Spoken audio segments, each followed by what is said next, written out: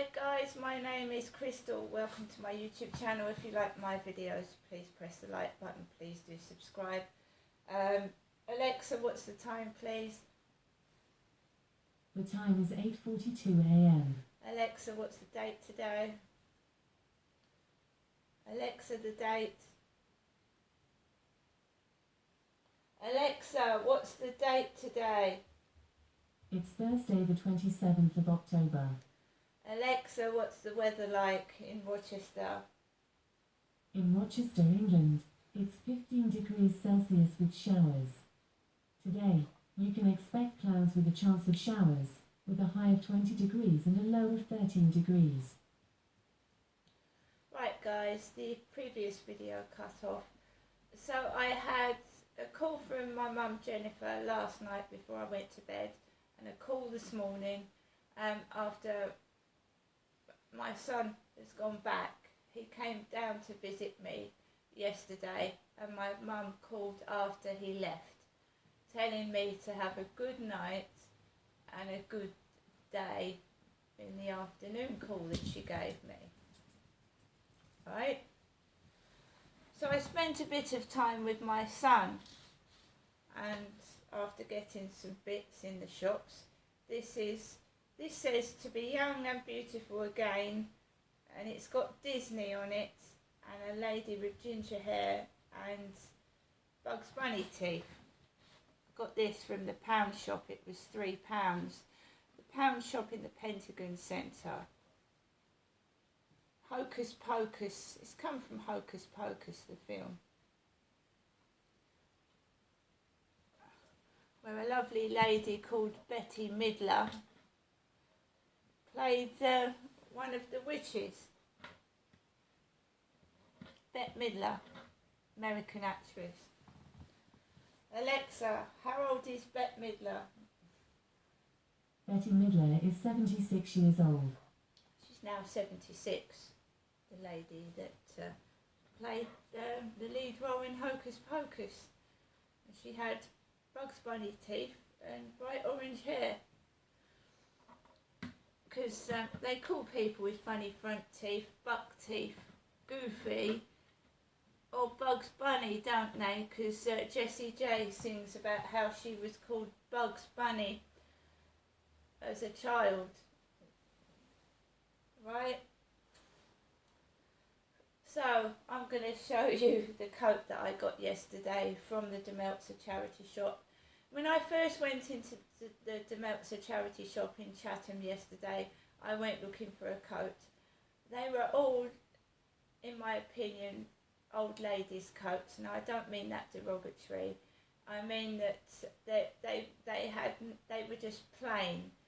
They were, you know, old-fashioned, like years old-fashioned. And I'm 54. I'm not 90. I'm not an old age pensioner yet, and I wanted something a bit vibrant, a bit showing my personality, and none of those coats showed my personality. They've just, that's what the word is, dowdy, dreary, grey, and no colourful zips, no pockets, no nothing.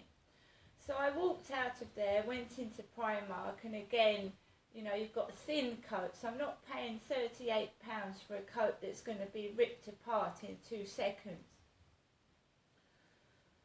On various occasions, I've bought things from Primark, a pair of pyjamas, and you know that the material has been so thin that if you catch it on anything, it's split down the side. So when I was nearly due to have my blood test, and then after that I was going to go home, after walking around paying my gas bill, I walked back into the charity shop, De Meltzer charity shop. So after I'd gone, they put this coat on the rack, and I managed to get it. So when everyone thought I'd left, they put a coat on the rack.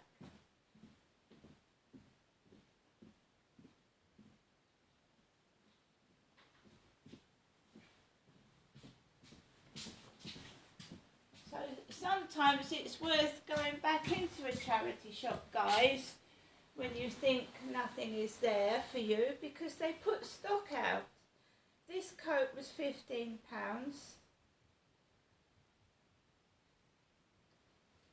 Alexa, what's the date today? It's Thursday the 27th of October. So there you can see it was put out after I left on the 26th of October. So they put this coat out after I'd left the store, and then I walked around for about 3/4 of an hour and thought, oh, I'll go back in there and get one of the old grey coats. And this coat was in there. And it's a Daymark coat. Daymark. And it looks completely brand new, like it hasn't been worn. It probably has, maybe once, but £15 and Daymarked on it.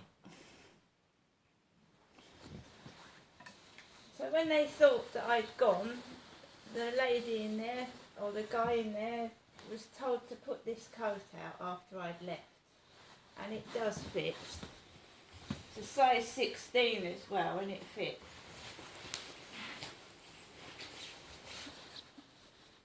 And we do the zip up.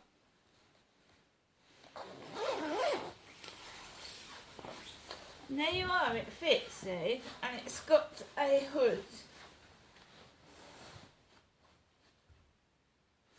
It's got a hood on, so I'm pleased with this coat. Otherwise I'd have come back with a dreary grey old lady's coat.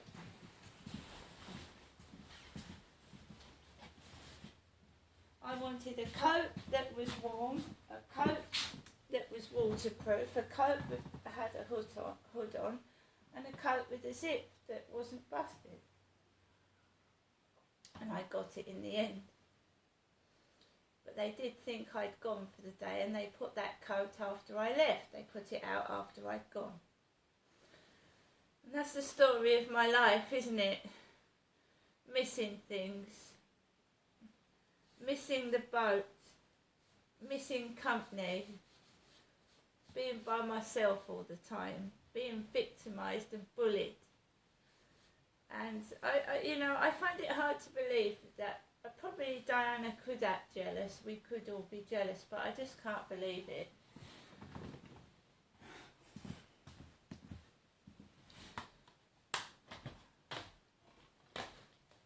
But, maybe she was, maybe she wasn't. She's gone now, and we shouldn't be taking the mickey out of a woman that's been dead since 1997.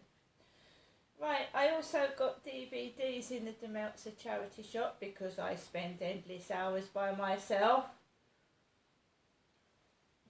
In the Name of the Father with Daniel Day-Lewis. The Women with Carrie Fisher. The Life of...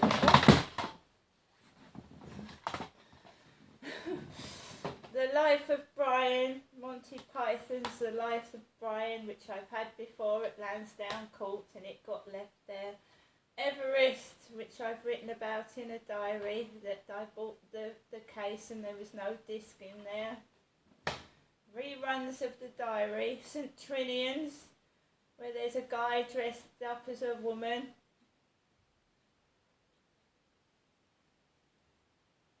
Rupert Everett is dressed up as a woman in that, St Trinian's.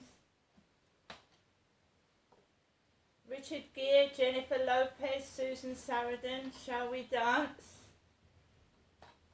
Wedding Crashers with Owen Wilson and Vince Vaughn. And the Cosa Nostra with Richard Dreyfuss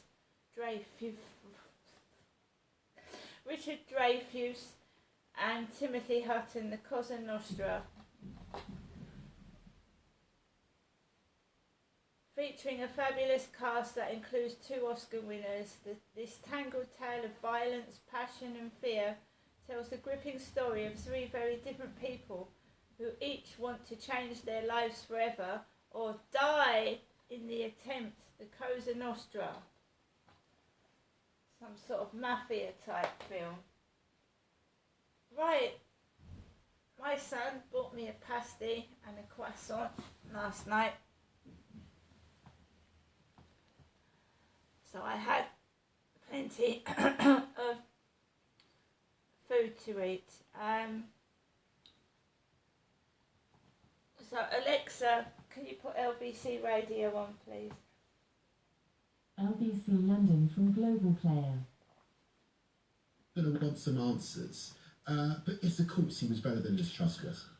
What are your concerns about a person known as Leaky Sue in the Home Office, David?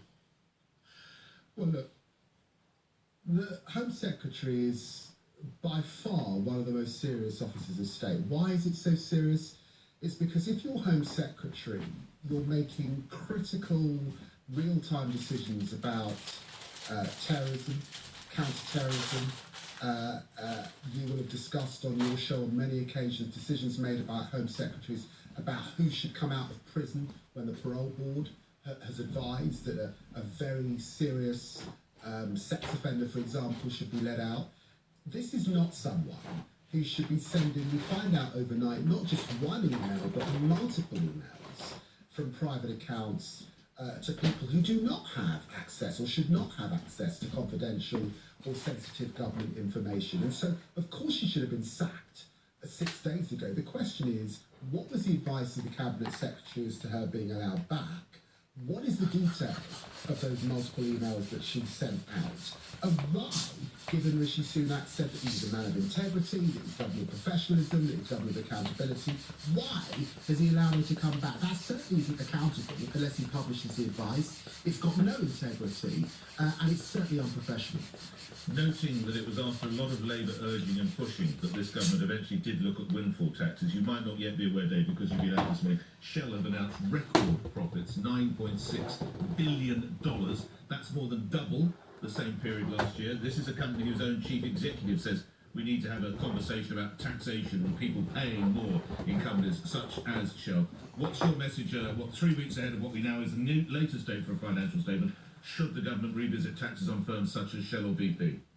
Those with the broadest shoulders should bear the burden, not the taxpayer. We shouldn't borrow on behalf of the taxpayer, which drives up inflation. It's now running at 10%. So this is 9.2 billion on top of profits that they made 6 months ago. This is bumper profits. Of course there should be a levy. Of course there should be a windfall tax. To ease the black hole, and we know it's a bigger black hole as a result of the decisions that Kwasi and Liz Truss made that crashed our economy. It's self-evident. It's why we've been saying it now for over a year. So, following on from that, David, would a Labour government be looking, therefore, at higher taxes on the wealthier if the broader shoulders may take the most burden? Well, look, we're in this extraordinary situation, Nick, where we should have had an emergency budget with a full OBR statement, and you'd be able to quiz me quite hard on what our tax and spend plans are on the basis of that fiscal forecast. We haven't got one. We've now had this delay You need the OBR figures, is what you're saying. Until November the 17th. And so it would be, I just don't know how big the black hole is and what the decisions we'll have to make. Rachel Reeves will move very quickly to make those decisions as soon as we've seen the statement. The man you shadow was sat in that very chair yesterday, and I asked him a question about the Qatar World Cup and whether he would attend in the event of the view of how Qatar treats people of certain minorities. He came out with what have deemed to be rather unfortunate comments regarding gay, lesbian, trans people going to Qatar. What do you make of what James Cleverly said yesterday? Well, it was tone deaf and entirely inappropriate. People should be able to attend the World Cup and be who they are when they get there. They shouldn't have to hide. This is not going back to the 1950s. It's entirely unacceptable. I do not think it's right to take hospitality from the Qataris to attend the World Cup. Alexa, I wouldn't do it. I don't think it's wise. Alexa, stop. All I'm going to say is wipe racism out, wipe bullying out completely. Just stop it. It's ugly. Bullying is ugly. Judging people on what they look like or their gender is ugly. Stop it. And it's rife everywhere, including places high up. My mum started the day with a call to me going, Ginestra, Genestra. All over the radio.